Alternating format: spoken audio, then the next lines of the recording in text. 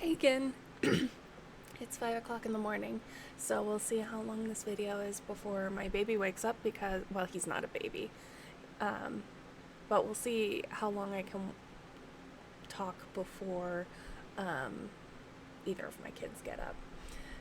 I'm honestly surprised I haven't seen them already. You know, I haven't been sleeping great at night, and I mean, obviously, I'm like making videos at 4 in the freaking morning. It's 5 today. Um, my kids are like me in a lot of ways. Hi. So, I actually have been awake for a few minutes, and I have been trying to think of, like, what the heck I'm gonna talk about. Hi. Because I don't want to just talk about, like, how miserable I am and quarantine feelings all the time. It's such a behemoth in my life and in the world right now. And to tell you the truth, I am absolutely fucking sick of it. Hang on. I've got fans going in the room because my house is so hot, and I know it's getting the microphone, and I know it's gonna make terrible sound, but I'm so hot. And now I can't get the pop filter to stay. I don't even know if you guys are gonna be able to hear a darn thing I say. So I'm trying to think of things to talk about that aren't miserable quarantine stuff. But everything seems to touch on miserable quarantine stuff. Like, one of the big things happening is that my 5-year-old is going to start kindergarten a week from tomorrow. And I always have huge thoughts about my kids growing and stuff, but so much of my anxiety this year is quarantine related. I'm not sending them to physical school. They are going to be doing distance learning from their grandparents' house, and I feel really, really lucky about that because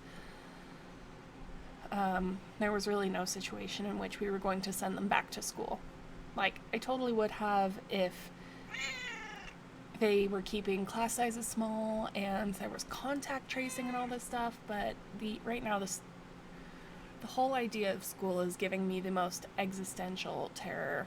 My sister is a teacher, so while we've opted out of in-person schooling, she is going to be in a middle school surrounded by middle schoolers, which is an age that I absolutely love, for the record. I love middle schoolers. I just think kids of this age are great. I think kids of most ages are great, but they're not clean. They're not careful. They're not respectful of authority.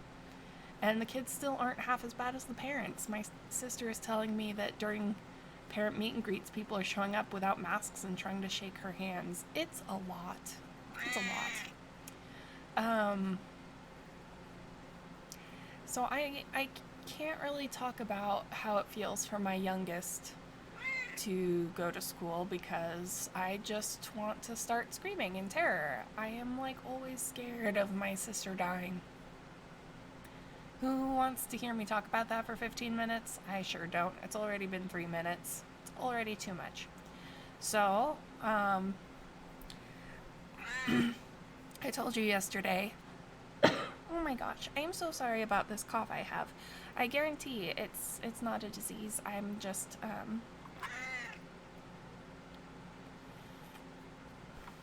So,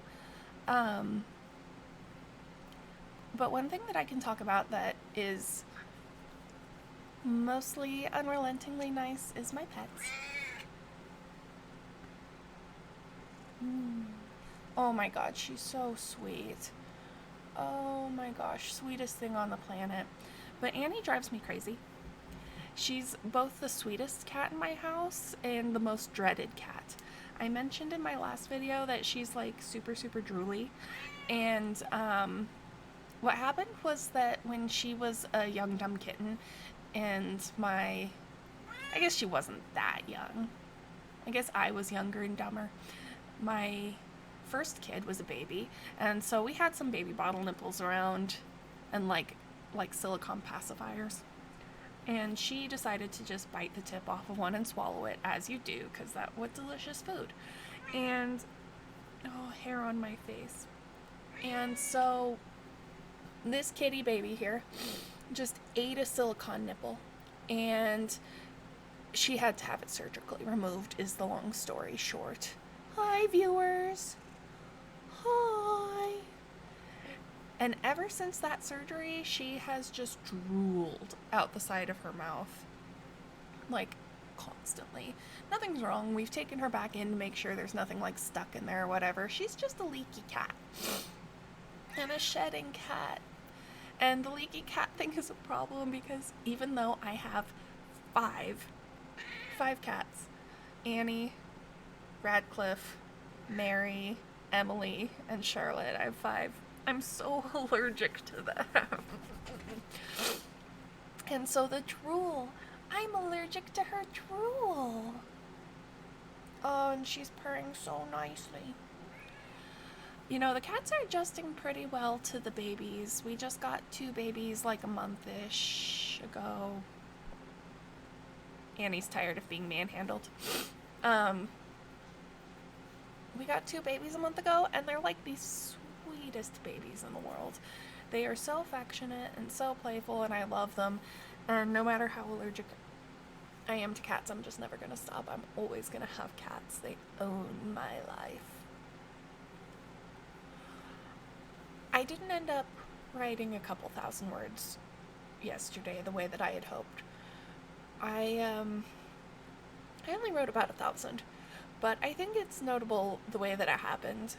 Lately, I've been really in my head about writing, and so I've built all these weird routines and rituals around it, and expectations and anxiety. But the other day, I wrote down. Are you back for more? I wrote down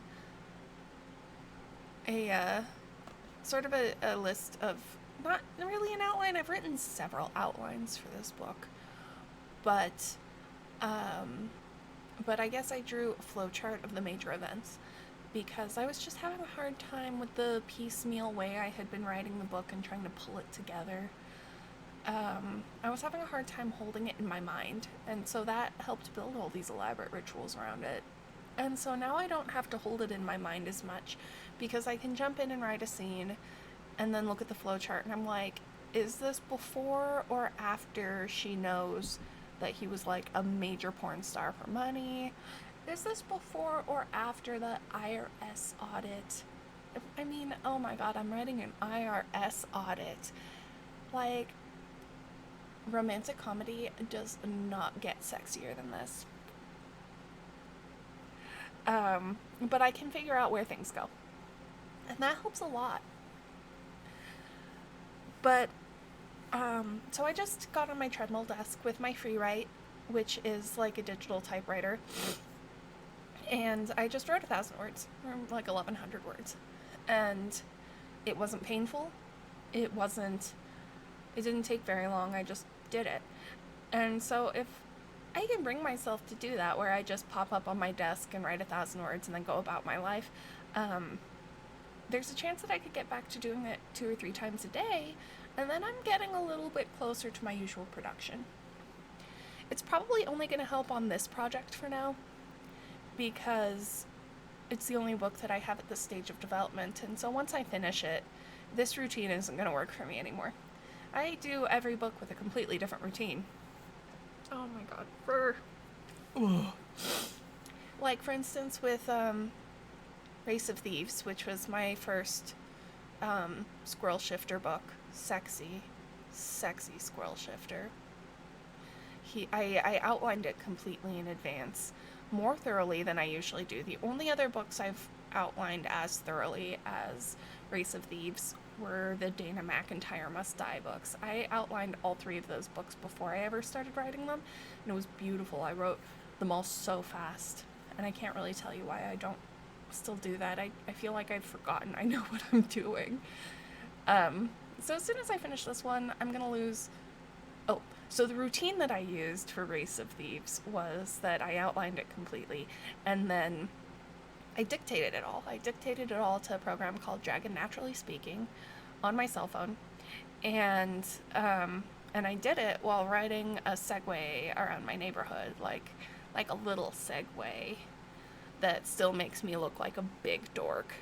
But it was fun because I was dictating the book while swinging between, you know, parts of the neighborhood, going down for coffee, and I just said it all out loud. I haven't done that particular tactic on another book because Dragon Naturally Speaking does a really, really good job transcribing what you say in low noise environments. But on a Segway, while going over rocks and pebbles, and with the motor noise, it's not quiet. It requires a ton of editing. And so I would like to fully draft another book with that method.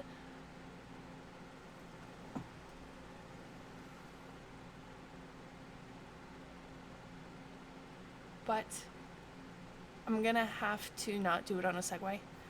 I have the same problem with my treadmill desk. The treadmill desk is too noisy.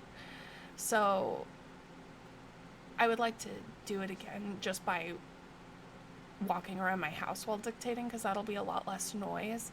I could also try just walking around the neighborhood, but I feel really weird reading my books. And if you read Race of Thieves, you know that that is a book with a ton of inappropriate humor, like tons of nut jokes. How could you write a squirrel shifter and not make like a billion nut jokes? If you could do it, you're a better human being than me. I couldn't do it, so I was on my Segway, plowing through public spaces, talking to Dragon, being like, open quotes, I sure love nuts, comma, close quotes, Bridget said, period, new line, open quotes. That's what she said, comma, close quotes, Cage said, period. It's embarrassing. I've done a few sex scenes like that. Very embarrassing. And I don't have a lot of shame. But I needed the Segway for that so that I could zoom right past the people who realize that I'm dictating a sex scene on my Segway. So if I just walk around the neighborhood doing it, I am not going to be able to escape people. I'll just have to, like, seal my mouth and stop talking, like, weird, dirty stuff until they get away. And that sounds terrible. Like, I just don't know about that. I can't do it while hiking because I need good internet reception for DragonWorks. It's not like isolated on your device. I haven't written another book like that in its entirety since. I usually draft a couple scenes like that in every book because I'll get stuck and I can't stand looking at a computer screen, so I find it really helpful. But I haven't done a whole book like that. So every book, the technique changes. So at the moment, I have found it successful to just jump on my treadmill desk and do a bunch on the free write real fast and then go about my life. It won't work for the next book. It never does. I also, in addition to writing 1,000 words yesterday, I was like, I posted this one video blog. I know what I'm doing. I'm such a badass.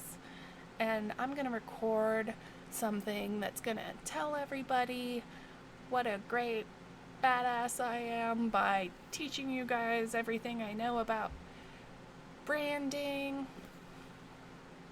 Turns out I don't know anything about branding, but you know what?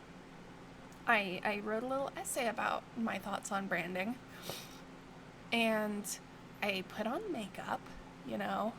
I dressed myself in actual clothes. And I recorded some of it.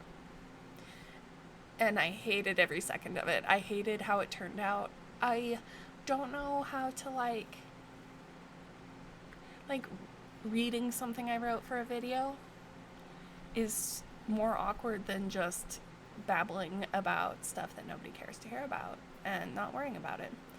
So even though that video, I'm not going to edit it, I'll hang on to the essay, and maybe I will edit that and post it, you know, on my Patreon or something.